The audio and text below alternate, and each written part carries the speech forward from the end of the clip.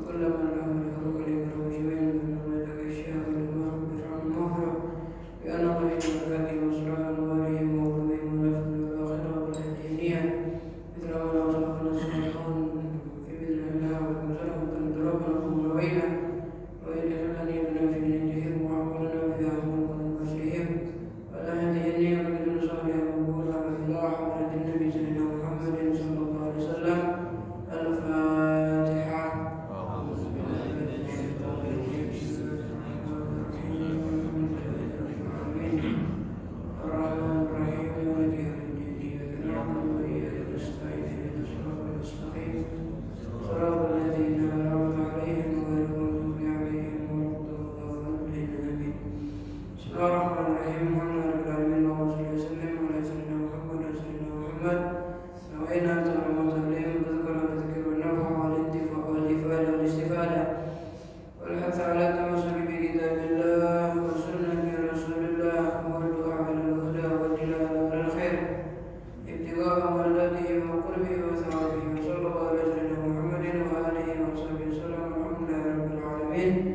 السلام عليكم ورحمة الله تعالى وبركاته. وعليكم السلام ورحمة الله وبركاته. بسم الله الرحمن الرحيم. الحمد لله رب العالمين. اللهم صل وسلم على سيدنا محمد مفتاح باب رحمة الله عدد ما في علم الله صلاة وسلاما دائمين متلازمين بدوام ملك الله وعلى آله وصحبه ومن والاه ولا حول ولا قوة إلا بالله. رب اشرح لي صدري ويسر لي أمري واحلل عقدة من لساني يفقهوا قولي. سبحانك لا علم لنا إلا ما علمتنا إنك أنت العليم الحكيم. وتب علينا يا ربنا إنك أنت التواب الرحيم. ارحمنا برحمتك يا أرحم الراحمين. أما بعد، معاشر الحاضرين المستمعين إخواني برحمتي التي muliakan oleh Allah Subhanahu wa taala. Alhamdulillah. Bersyukur kepada Allah Subhanahu wa taala yang masih memberikan kita nikmat Islam, nikmat iman, nikmat kesehatan serta nikmat peluang sehingga Allah Subhanahu wa taala masih berkenan untuk memilih kita. Allah dudukkan kita, Allah kumpulkan kita di dalam majlis, di dalam perkumpulan yang insyaallah penuh dengan rahmat dari Allah Subhanahu wa taala, penuh dengan keberkahan dari Allah Subhanahu wa taala. Kita meminta kepada Allah Subhanahu wa taala dengan keberkahan, dengan kemuliaan duduknya kita pada pagi hari ini, semoga Allah Subhanahu wa taala mengampuni semua dosa-dosa kita, dosa kedua orang tua kita, dosa guru-guru kita. Kita minta kepada Allah Subhanahu wa taala semoga Allah Subhanahu wa taala mengganti seluruh kesalahan kita, Allah ganti menjadi kebaikan. Kita minta kepada Allah Subhanahu wa taala semoga Allah Subhanahu wa taala menyampaikan semua hajat-hajat kita, hajat kedua orang tua kita, hajat guru-guru kita, baik hajat dunia maupun hajat akhirat. Luaskan rezeki kita, rezeki kedua orang tua kita, rezeki guru-guru kita. Lunaskan semua hutang-hutang kita, hutang kedua orang tua kita, hutang guru-guru kita. Kita minta kepada Allah Subhanahu wa taala kesehatan serta afiat, dijauhkan dari berbagai macam penyakit zahiran wa batinan, dan kita memohon kepada Allah Subhanahu wa taala husnul khatimah. Segera umur yang panjang kita gunakan di dalam ketaatan kepada Allah Subhanahu wa taala dan di dalam menggembirakan hati Rasulullah sallallahu alaihi wasallam fi sihhah wa tamamil afiyah. Amin ya rabbal alamin. Salawat serta salam tak henti-hentinya kita haturkan kepada junjungan kita baginda Nabi besar Muhammad sallallahu alaihi wasallam, yang kalau bukan karena beliau tidaklah kita berkumpul pada pagi hari ini. Ma'asyiral hadirin wal hadirat yang dirahmati dan dimuliakan oleh Allah Subhanahu wa taala. Alhamdulillah. Melanjutkan pembahasan kita di dalam kitab Al-Kabair karangan Imam Syamsuddin Al-Zahabi, masih di dalam pembahasan tentang Al-Kabirah Ar-Rabi'ah, tentang dosa besar yang keempat, fi tarkis shalah, di dalam dosa meninggalkan salat. Sebagaimana kita sampaikan kemarin bahwasanya meninggalkan salat ini adalah perbuatan dosa, perbuatan maksiat yang sudah dianggap lumrah, yang bahkan tidak lagi dianggap maksiat. Pecah biasa wong ninggalkan sholat. Padahal salah satu dosa yang sangat besar antara seorang hamba dengan Tuhannya, yaitu Allah Subhanahu wa taala, adalah meninggalkan sholat.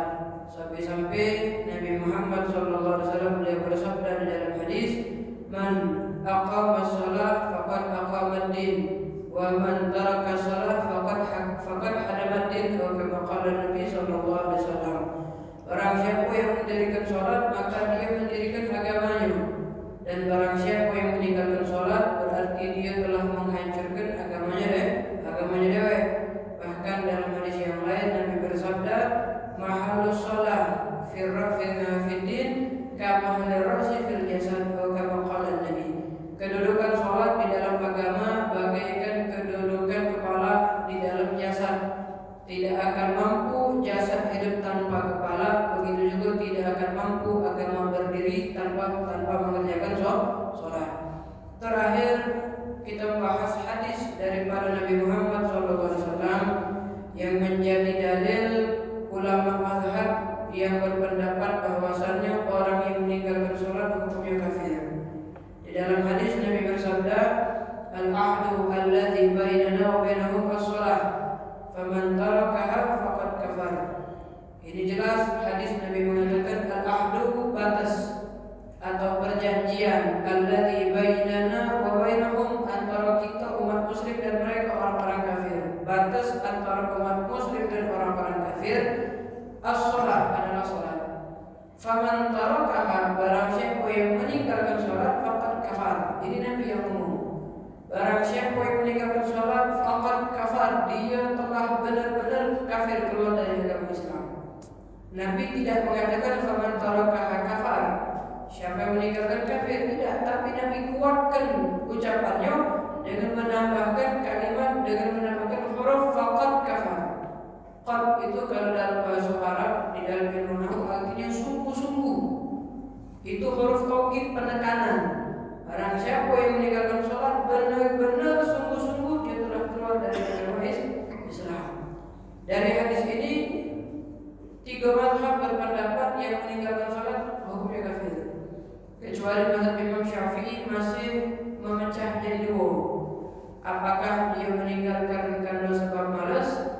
Apakah dia meninggalkan karena sebab juhud? Juhud itu mengingkari kewajiban sholat. Kalau dia meninggalkan sholat karena mengingkari kewajiban, dia mengatakan dia meyakini sholat tidak wajib, maka itu baru dihukumi kafir. Tapi kalau orang yang meninggalkan sholat karena dia malas, maka dalam mazhab Imam Syafi'i belum dihukumi kafir. Tapi ada tapinya, kena hak dia, kena kisos. Dia disuruh untuk tobat. Dia diperintahkan taubat oleh hakim yang menggunakan hukum Islam. Dia disuruh taubat, ditunggu sampai dia mengerjakan sholat, maka hukumannya dihapus. Tapi kalau disuruh taubat, dia gagal taubat, ditunggu tetap dia gagal mengerjakan mengqadha sholat, maka seorang hakim memerintahkan al-ghuju untuk memenggal kepalanya. Hukum meninggalkan sholat itu hak, penggal kepala. Al-qatru fi ra's, penggal di kepala. Kalau orang balik potong tangan, orang balik potong tangan. Meninggalkan sholat potong leher. Di dalam hukum mazhab Imam Syafi'i. Cuman ini hukum Islam. Dan macam kita pakai di tempat kita karena kita memakai hukum negara. Itu dalil yang jelas dari Nabi Muhammad SAW. Dalam hadis yang lain yang sahih, Nabi pun bersabda, "Bainal abdi wa bainal kufri tarkus shalah." Antara seorang hamba dan kekafiran cuman tarkus shalah, meninggalkan sholat. Dalam artian kalau dia meninggalkan sholat, maka dia sudah keluar dari agama Islam. Wa fi sahih Bukhari, dalam hadis sahih Imam Bukhari, anna Rasulullah SAW Nabi Muhammad beliau bersabda, "Man fatathu shalatul asar habita amaluhu." Barang siapa yang kehilangan sholat asar, maka gugur semua amal ibadahnya. Kenapa kok Nabi sebutkan sholat asar? Karena sholatnya yang paling afdal itu sholat asar. Sholat yang paling afdal itu sholat asar. Untuk berjamaahnya, berjamaah yang paling afdal berjamaah subuh. Itu lebih afdal apalagi di hari Jumat. Tapi kalau untuk sholat asar, karena sholat yang pertama kali dikerjakan oleh Nabi sholat asar. Bahkan dalam Al-Quran Allah yang Allah sebutkan sholat asar. Dalam Al-Quran Allah firmankan wa sholatul wusta wa qumu lillahi qanitin. Sholatul wusta di situ adalah sholat asar. Karena disebutkan di dalam Al-Quran. Maka Nabi mengatakan barang siapa yang meninggalkan sholat asar maka gugur sia-sia amal ibadahnya. Kita sampaikan di pertemuan yang lalu bahwasanya awwalu ma yuhasabu bihi 'abdu yaumil qiyamah as-shalah. Yang pertama kali Allah akan hisab dari seorang hamba kelak di hari kiamat sholatnya. Kalau sholatnya bagus maka amalnya bagus galau, diterima galau. Tetapi kalau sholatnya jelek maka semua amalnya akan disia-siakan, akan ditolak oleh Allah Subhanahu wa Ta'ala. Dalam hadis yang lain Nabi bersabda, "Wa man taraka shalah muta'ammidan faqad bari'at minhu dhimmatullah." Barang siapa yang meninggalkan sholat sengaja, baik dia malas ataupun tidak malas, sengaja meninggalkan sholat, faqad bari'at minhu dhimmatullah. Allah berlepas tangan dari dia. Allah lepas tangan, tak galak bagus dia. Kalau sudah Allah tak galak bagus, macam mana? Makanya tolak ukur kebahagiaan, kebaikan, kesuksesan seorang manusia di dunia ini bagaimana keadaan dia dengan sholat dia. Di dalam kitab Nasihul Ibad Al-Istidad Liyaumil Ma'ad karangan Al-Imam Ibnu Hajar Al-Asqalani yang disyarahkan oleh Al-Imam Nawawi Al-Bantani, itu Al-Imam Ibnu Hajar menuliskan satu nasihat yang berbunyi, qila, dikatakan bahwasanya idza aradallahu bihi wa idza aradallahu bi 'abdin khairan, kalau Allah menginginkan seorang hamba kebaikan, kalau Allah kepengen seorang hamba itu jadi orang baik, Allah berikan kepada dia 3 hal. Allah berikan 3 hal. Kalau 3 hal ini ada dalam diri kita, berarti kita orang baik di pandangan Allah, walaupun jelek di pandangan manusia. Apa yang pertama? Faqahahu fid din. Allah fahamkan dia akan hukum agama. Kalau Allah menginginkan kebaikan terhadap diri seorang hamba, Allah fahamkan hamba tersebut hukum syariat. Itu tanda pertama. Kita boleh menyesal, kita boleh sedih ketika kita tidak mengerti hukum matematika. Kita boleh sedih ketika kita tidak mengerti bahasa Inggris. Kita boleh sedih kalau kita tidak mengerti hukum-hukum dunia. Tapi kita wajib sedih ketika kita tidak mengerti hukum syariat. Kenapa? Karena bahwasanya bukan cuma di dunia, tapi kaget sampai di akhirat kaget. Bayangkan Nabi itu pernah mengatakan asyadun nas hasratan, paling rugi, paling nyeselnya manusia bukan di dunia, di akhirat kaget. Yaumul qiyamah, di hari kiamat, siapa orang yang paling nyesel? Siapa yang paling rugi? Rajulun, seseorang angkanahu ayatlubal ilma falam yatlub, yang di dunia dia baca belajar agama cuma tidak kalah belajar. Ada majlis tak kalah, belajar benar-benar belajar tak kalah. Ini kok paling rugi kata Nabi. Yang ngomong Nabi Muhammad, ruginya bukan di dunia. Kalau rugi di dunia, di akhirat tidak rugi, masih lemah. Ruginya di akhirat kekeh, di dalam kehidupan yang abadi, tidak kakek lagi kematian. Makanya Imam Syafi'i mengatakan ad-dunya sa'ah faj'alha ta'ah. Dunia ini sesaat dengan baik, tidak lama.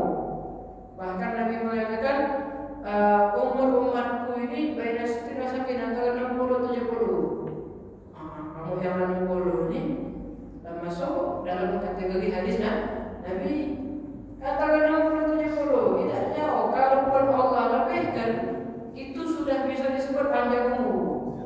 Umur 70 pojok itu sudah bisa disebut panjang umur. Kalau Nabi mengatakan umur umatku antara 60 dan 70. Bahkan di dalam hadis yang menjadi pegangan para ulama. Nabi itu pernah bersabda bahwasanya man jawazal arba'in, barang siapa yang umurnya sudah lewat 40 tahun. Kata-kata di sini lewat berapa ya? Anak belum. Barang siapa yang umurnya sudah lewat 40 tahun, falam yaglib khairuhu ala syarri, kebaikannya kalah dari kejelekan. Kebaikannya kalah daripada kejelekannya banyaklah pokoknya dari baiknya. Apa kata Nabi? Fal yatajahaz ilan nar, siap-siap masuk neraka. Umur 40 ini ada yang mengatakan dengan istilah pubertas kedua. Pernah dengar tak kamu? Pubertas kedua itu umur 40. Karena di usia 40 itu usia matangnya akal pikiran manusia. Makanya Nabi Muhammad diangkat menjadi Nabi, diangkat menjadi Rasul di usia 40 tahun. Semua para Nabi, hampir semua para Nabi diangkat menjadi Rasul di usia 40 tahun. 40 ini kiamat. Di dalam syariat Islam maka kiamat. Wong yang usianya lewat 40 tahun tapi jeleknya lebih banyak dari baiknya, siap-siap masuk neraka kata Nabi. Karena di usia 40 itu dia sudah baca fikih dengan pemikiran yang matang. Nah, kalau ke belakang dia baik-baik, maka niscaya tambah baik terus. Tapi kalau ke belakang dia jelek, lebih 40 siapa 40 jelek sampai belakang bakal jelek terus. Ini yang disampaikan oleh Nabi. Umur makan dikit, dunia ini hanya sesaat, maka jadikan taat. Bagaimana kita kepengen taat kepada Allah tapi tidak tahu hukum, tidak tahu jago. Tidak tahu jago. Anak pernah masuk ke masjid di komplek elit. Ini daerah kita nih, tidak jauh dari sini. Komplek elit masjid, dia namanya masjid komplek elit modern. Dia punya WC untuk buang air kecil tuh pakai urinoir, pakai WC tegak. Masjid pakai WC tegak, bayangkan. Boleh apa tidak? Bukan tak boleh. Tegak sebenarnya, cuman yang perlu diperhatikan najisnya macam mana. Contoh nih, ada jamaah di situ bisa pengen kencing, akhirnya kencing lah di WC tegak tadi. Timbul pertanyaan, ketika dia kencing, mengecek tak tempat selamanya? Mengecek tak? Yakin tak mengecek? Yakin, 100%. Jangan kita WC tegak, WC kamar mandi baik. Kalau kita pacak nengok pengecekan kencing itu kemana-mana nyempangnya, kemana-mana nyempangnya. Ini cuman ya apa senti, cuman yakin mengecek. Sedangkan dia nak sembahyang di masjid. Sedangkan dia nak sholat di masjid itu dengan pakaian yang najis. Mana? Padahal tempat ibadah. Kita kepengen ibadah perlu dengan hukumnya. Makanya di dalam nasihat tadi beliau mengatakan kalau Allah kepengen kita jadi orang baik, Allah fahamkan kita hukum Islam, hukum syariat Islam, bagaimana cara ibadah yang benar. Dan bukti Allah menginginkan kita untuk menjadi orang yang baik, orang yang faham hukum Islam. Allah takdirkan kita belajar. Ini jadi bukti. Sekarang ini bukti Allah pengen kita jadi orang baik. Dalam hadis Nabi mengatakan, ini mungkin banyak sudah kita dengar dari guru-guru kita.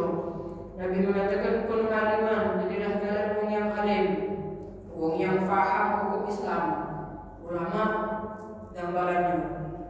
Kemudian kalau pun dah baca kun aliman, kalau jadilah orang alim. Kalau dah baca au ta'aliman atau orang yang belajar, benar-benar belajar hukum agama, belajar nyatet, datang ke ustaz, datang ke guru, datang ke kiai, belajar hukum agama. Zaman dulu Masya Allah, kalau kita dengar cerita-cerita guru kita tuh Lembang ini dulu dikit santainya, cuman yang belajar banyak. Yang belajar datang ke kiai, datang ke ustaz banyak. Bahkan yang bukan dari pesantrenan. Kita tahu, kita kenal ustaz di Lembang ini, Ustaz Majid Dahlan. Bukan budak pesantren, bukan budak pesantren, budak kuliahan malahan. Tapi beliau datang ke almarhum Kiai Darwai Milong, belajar dari nol sampai baca kitab gundul, sampai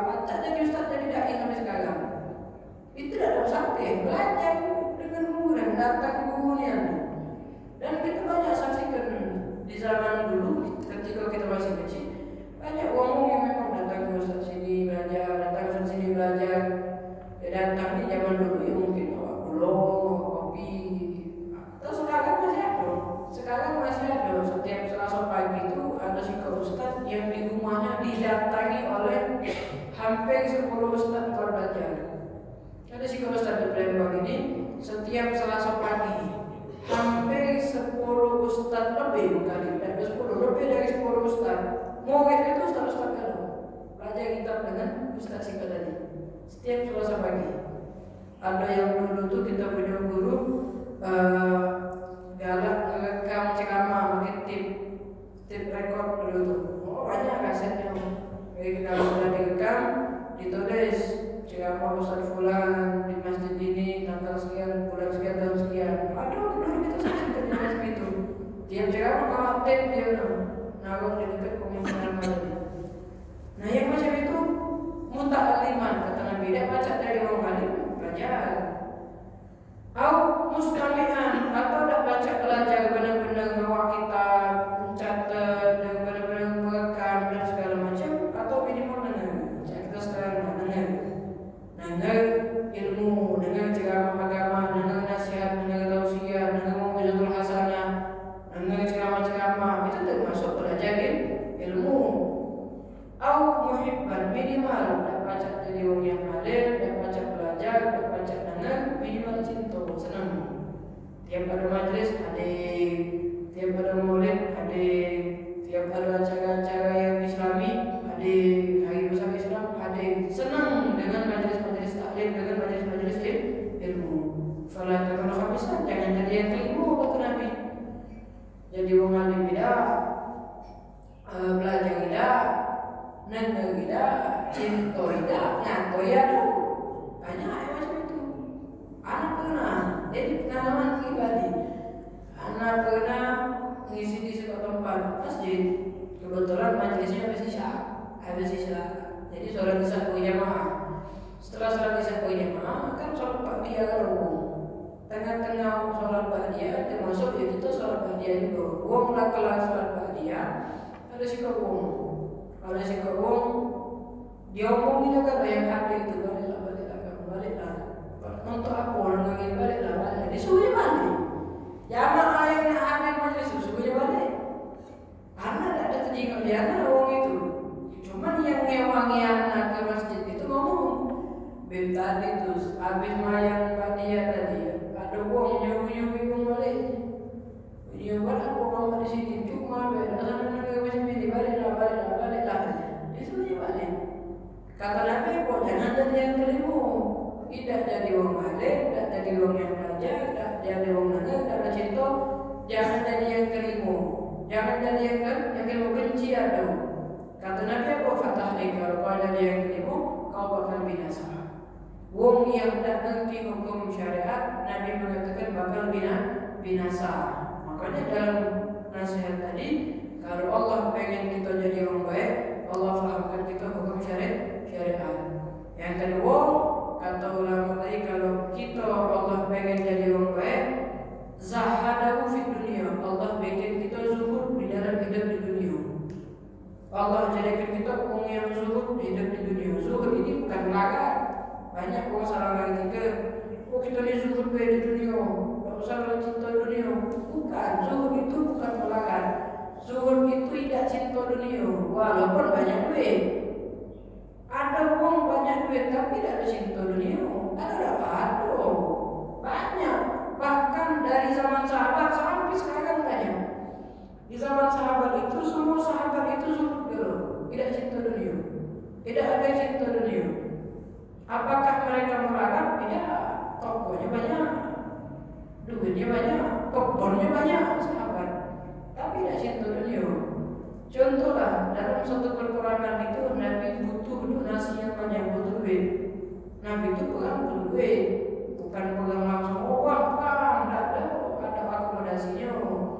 Nah, akomodasinya terkadang dari sumbangan sahabat. Jadi Nabi buka donasi, siapa yang pengen nyumbang, kita kepengen melakukan peperangan.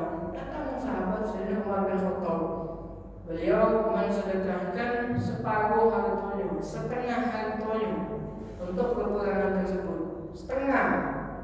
Jadi kalau dia punya duit 100 juta, 50 juta sedekahnya. Dia tinggal separuh aja pun. Diterima oleh Nabi, didoakan oleh Nabi. Dan lama datang sahabat Sayyidina Abu Bakar Siddiq. Seluruh hartanya dijualnya kalau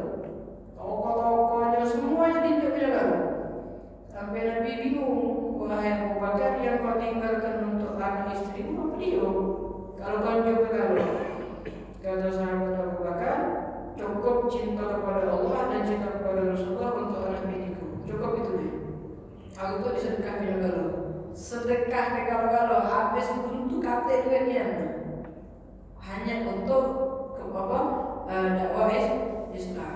Banyak duit toko Abu Bakar itu sih kok toko sahabat Abu Bakar banyak, tapi disedekahkan kalau untuk perperangan tersebut.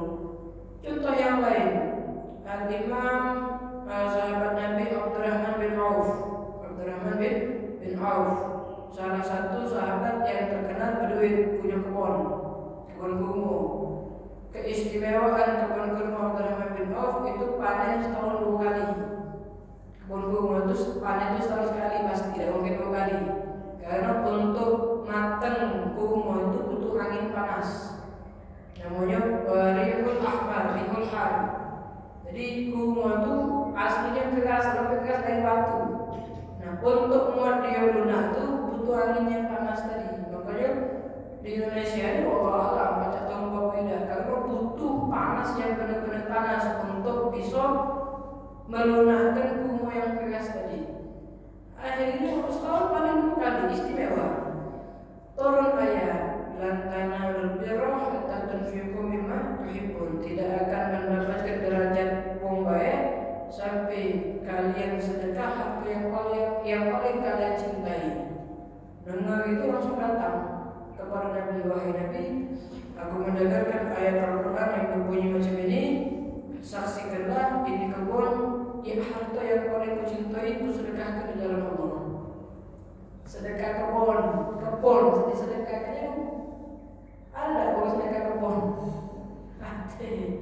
Sedekah kebun wakaf untuk syariat Islam, untuk dakwah Islam. Cuma Nabi tetap kata Nabi, coba kau bagi-bagi untuk keluarga kau separuh. Karena Nabi tahu sebagian keluarga beliau, sebagian keluarga Abdurrahman bin Auf ada yang membutuhkan. Coba kau bagi separuhnya baru kau wakafkan di jalan Allah. Sudah Nabi, pokoknya Nabi atur kata beliau.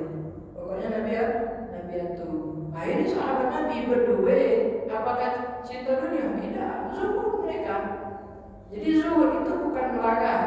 Ingat, zuhud itu bukan melarang. Zuhud itu tidak cinta dunia walaupun dia punya dunia yang banyak.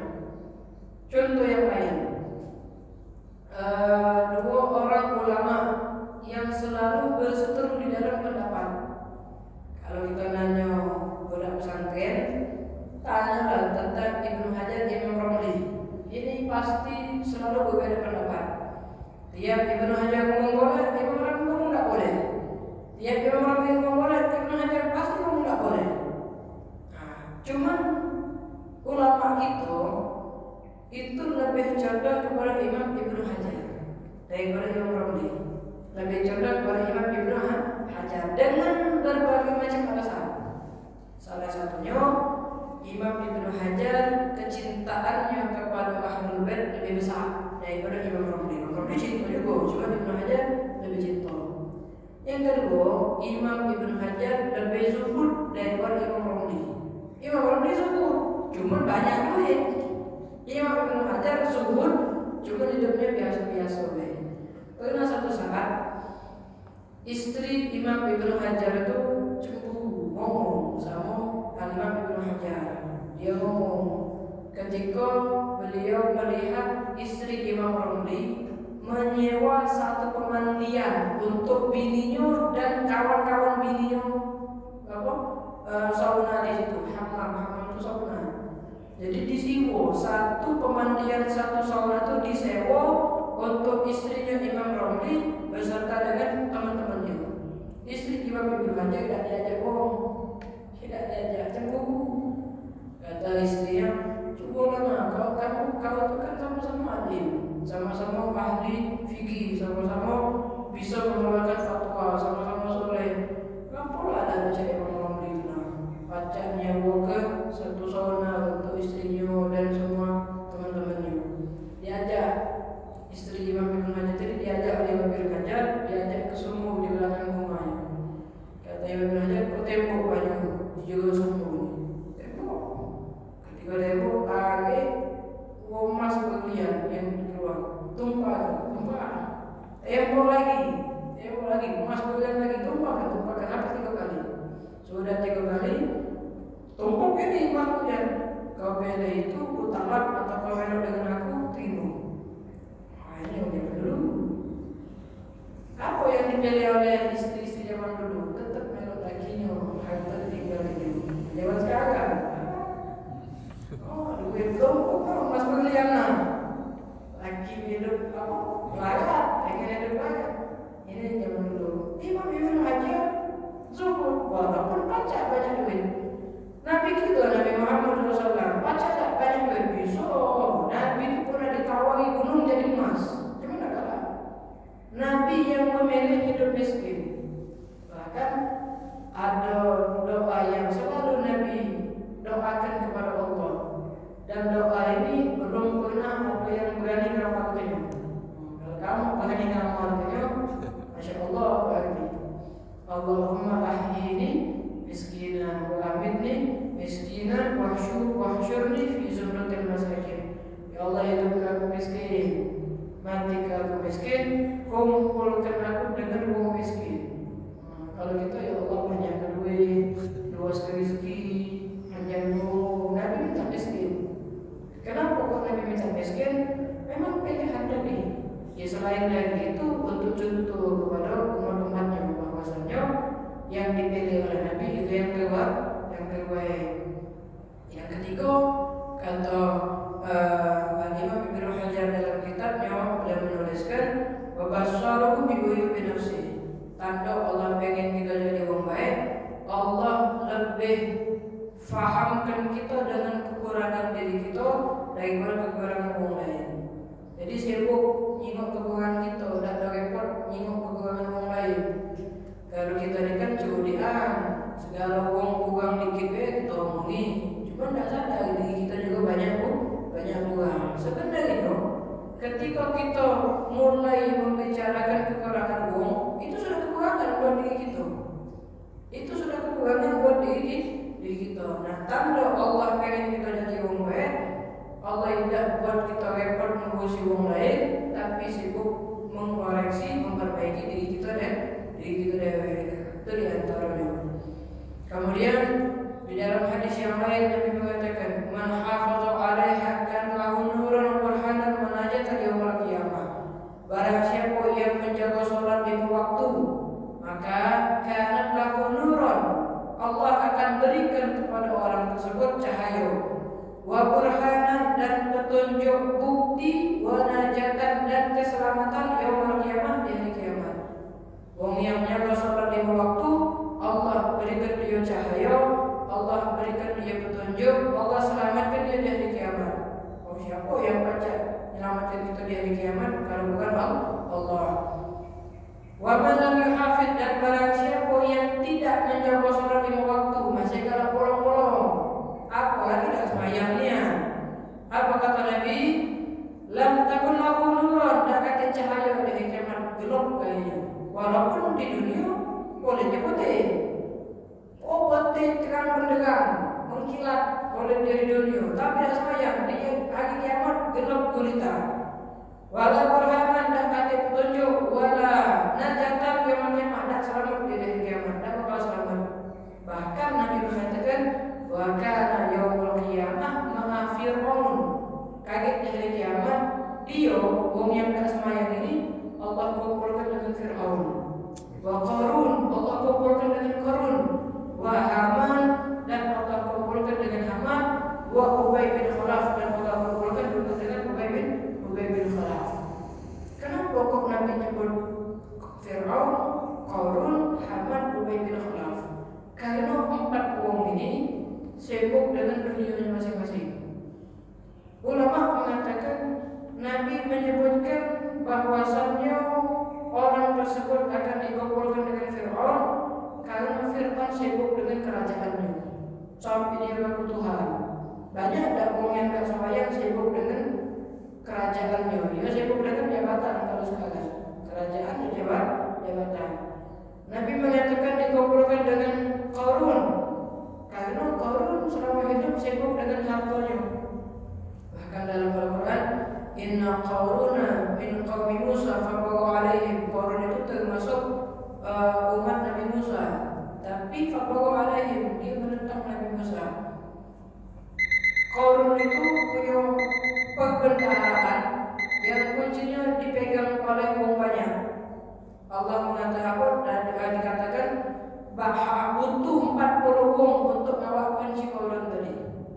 kunci qora tadi butuh 40 wong. Ada yang mengatakan memang berat, sangat berat. Ada yang mengatakan saking banyak kuncinya 40 wong ngawak siko dua siko wong dua tangan. Nah, kuncinya nih dua tangan kalau kunci 40 wong saking banyak gobok dia. Duit isinya duit galon. Tapi apa? Allah pendamkan. Jadi sampai sekarang harta Qarun itu terus masuk ke dalam bumi. Setiap hari sesenti sampai hari kiamat. Tapi sekarang masih masuk ke dalam bumi. Tiap hari masuk lagi sampai hari kiamat. Azab dia. Karena dia sibuk dengan hartanya. Sedangkan Haman itu menteri. Ya, kalau sekarang menteri jabatannya. Dia sibuk dengan kementeriannya, lupa dengan Allah. Ubay bin Khalaf sibuk dengan daripada perdagangannya. Ini semua adalah orang-orang yang meninggalkan sholat atau orang-orang yang malas di dalam meninggalkan sholat. Semoga Allah Subhanahu wa taala menjadikan kita, anak istri kita, keturunan kita termasuk orang-orang yang selalu mendirikan sholat dan termasuk orang-orang yang rajin mengerjakan sholat. Wallahu a'lam. Baik, terima kasih Beb. Mas kalian silakan kalau ada tanya. Silakan. Betapa dahsyatnya masalah hukum tentang sholat ini sampai Rasul mengatakan orang yang sengaja tidak sholat itu kafir. Nah, sedangkan dalam ada Islam itu kan salah satu penyebab perceraian antara laki-laki dan wanita yang sudah menikah itu salah satunya kafir keluarga. Nah, apakah misalnya ada suatu keluarga suaminya tidak sholat, agak sholat atau istri tidak sholat, itu mereka secara otomatis sudah bercerai itu secara hukum. Jadi macam ini, sebagaimana kita sampaikan tadi di dalam hadis Nabi mengatakan al-ahlu alladhi baina wa bainana wa bainahum as-shalah faman tarakaha faqad kafar. Batas antara kita dengan orang kafir adalah meninggalkan sholat. Barang siapa yang meninggalkan sholat berarti dia kafir. Sekarang ketika di antara penyebab terjadinya perpisahan itu jika di dalam pernikahan, jika salah seorang suami atau istri itu keluar dari agama Islam atau kafir. Apakah ketika salah satu dari mereka meninggalkan sholat kemudian dihukumi kafir otomatis dia bercerai? Balik tadi di dalam mazhab Imam Syafi'i. Kita kan bermazhab Imam Syafi'i ya. Kalau memang dia tadi juhud mengingkari kewajiban sholat, kafir. Kalaupun memang dia kafir, maka dia berlaku hukum masalah perceraian tadi. Itu kalau mengingkari kewajiban. Tapi kalau dia malas, tidak sampai kafir. Jadi tetap ditunggu untuk tobat, suruh tobat. Kalaupun agak tobat, itu tadi dalam hukum Islam, hakim memerintahkan al-wujub untuk enggak. Cuma tetap Islam. Itu pun dilema. Karena pernah nanya masalah pernikahan beda agama itu dengan sikap ustaz. Karena sekarang ini kan banyak public figur ya, yang menikah beda agama atau yang salah sikap masuk Islam, yang lainnya belum. Jawabannya sikap. Wallahu a'lam. Sampai sekarang nggak tahu. Jawabannya sikap. Wallahu a'lam. Ya bingung gitu gimana. Sedangkan dalam hukum mazhab Imam Syafi'i, kalau salah sikap ada yang masuk Islam, misal suaminya masuk Islam, maka istrinya ditunggu sampai masa iddah selesai. Kalau masa iddah selesai belum masuk Islam, otomatis tertalak. Otomatis. Nah, sekarang banyak yang suaminya masuk Islam, bininya ada belok, masih semua masih berhubungan, jadi dilema jadi. Ada yang mengatakan makin hukum tentang ahlul kitab. Ada satu permasalahan di dalam masalah pernikahan itu. Di dalam mazhab Imam Syafi'i itu boleh laki-laki muslim menikah dengan ahlul kitab, perempuan ahlul kitab Yahudi atau Nasrani. Cuman ahlul kitab yang benar-benar ahlul kitab, yang memang berpegang teguh dengan ajaran Rasul terdahulu. Yang sekarang ini kan banyak berubahnya, jadi tidak baca dan masuk ke situ tidak baca, masuk ke dalam situ tidak bisa. Ada pembahasan itu boleh memang menikah dengan ahlul kitab, bahkan salah satu ibadah yang non muslim sah untuk niat. Kan niat itu syaratnya Islam, harus Islam punya niat. Kalau tidak Islam tidak sah. Tapi ada satu gambaran orang non muslim niat dan niatnya sah. Kapan? Wanita ahlul kitab yang niat mandi wajib untuk bisa digauli suaminya yang muslim, sah niat dia walaupun dia ahlul kitab. Kenapa? Darurat. Kalau dia tidak ada mandi wajib, bagaimana suaminya tidak berhubungan dengan dia? Itu sih kok itu rasa benar. Sekali lagi ini ahlul kitab yang ada ini Allah alam, benar-benar murninya atau tidak itu Allah alam, tidak bisa digolongkan ke sana. Jadi dua-dua alasannya tertolak. Alasan ahlul kitab tidak masuk, alasan yang kedua tadi tidak masuk juga. Jadi bingung. Allah alam jawabannya. Jawabannya Allah alam. Mana lagi?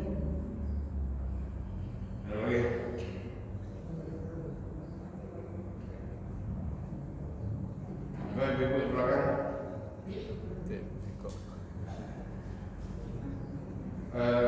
Masalah pemimpin, kullukum ra'in wa kullukum mas'ulun an ra'iyah. Di setiap pemimpin itu akan ditanyakan, akan dipertanggungjawabkan setiap yang pimpinnya lah.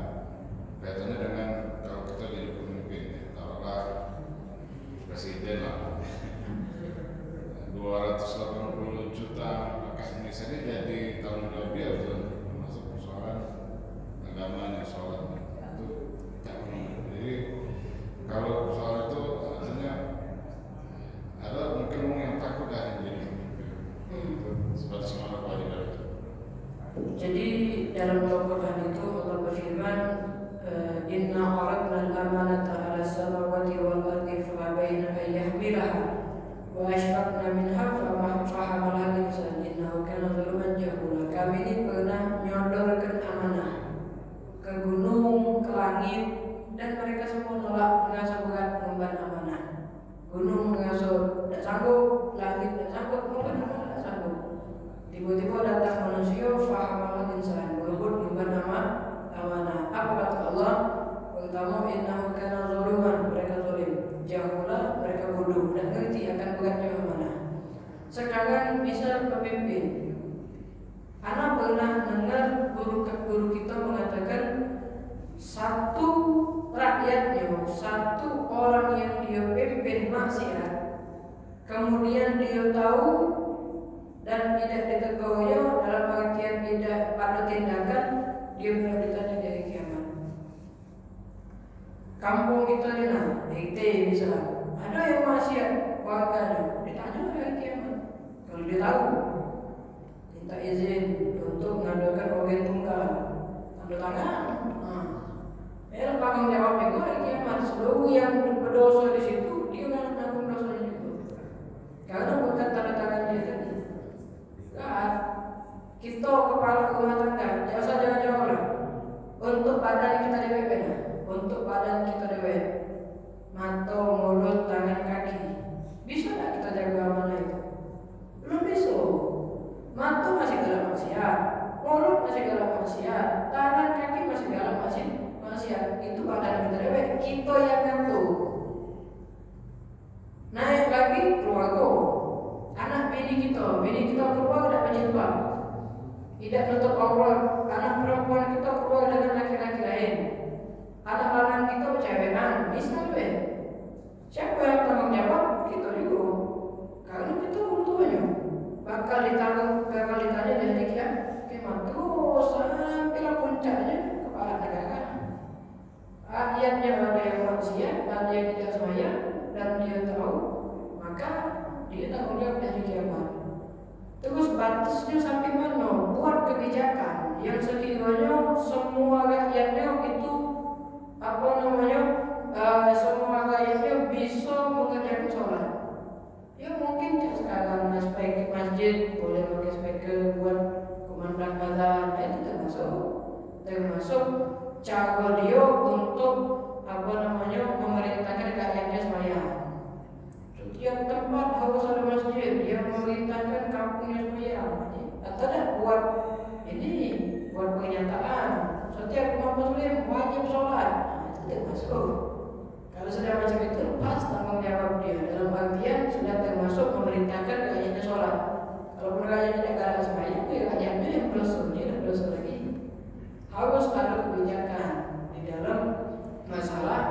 syariat Islam tadi. Biar dia dituntut di hari kiamat. Sekarang ini masjid orang juga dia mengapa Allah ini masjid dan diolah oleh bagaimana?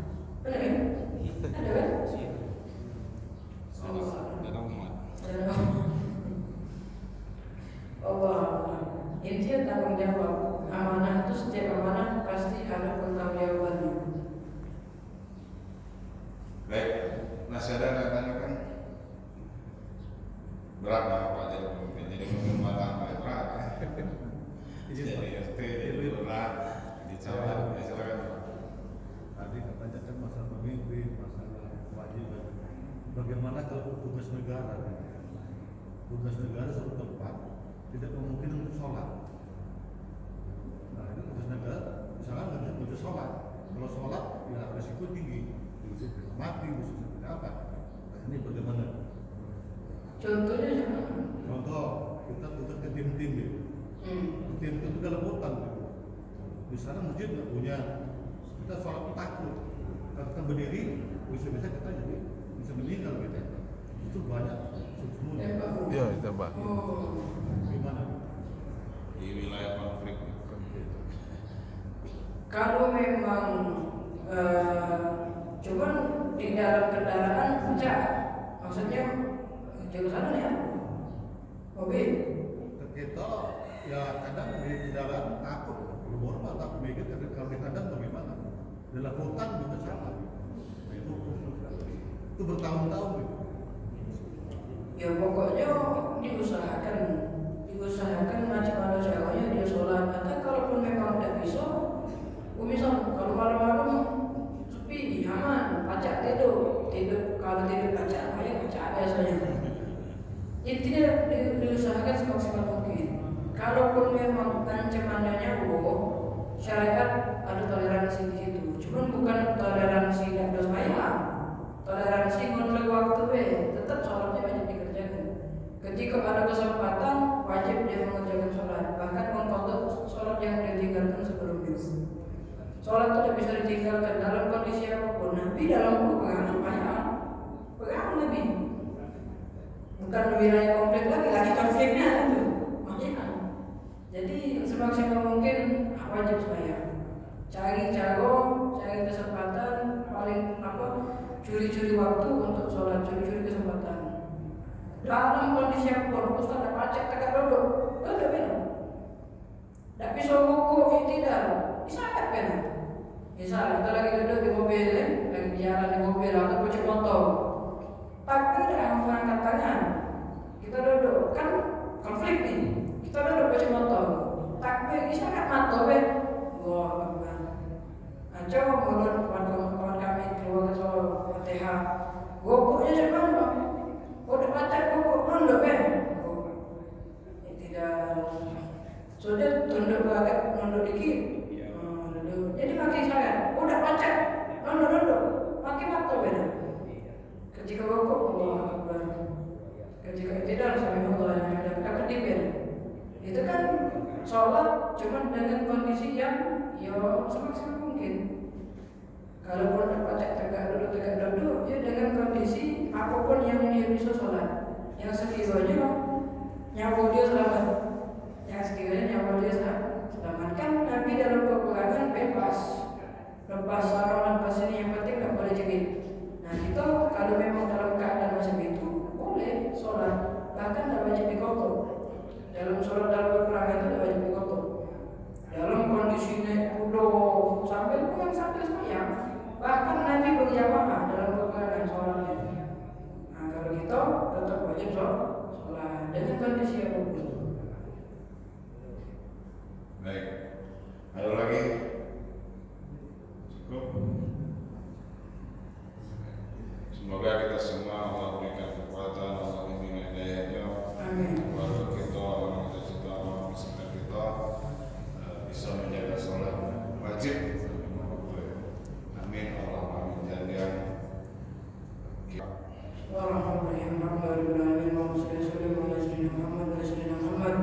اللهم اجعل جمعنا هذا جمعا مرحوما وتفرقنا بقية فرقا معصوما اللهم اصلح النية والذرية diniyah wa dunyawiyah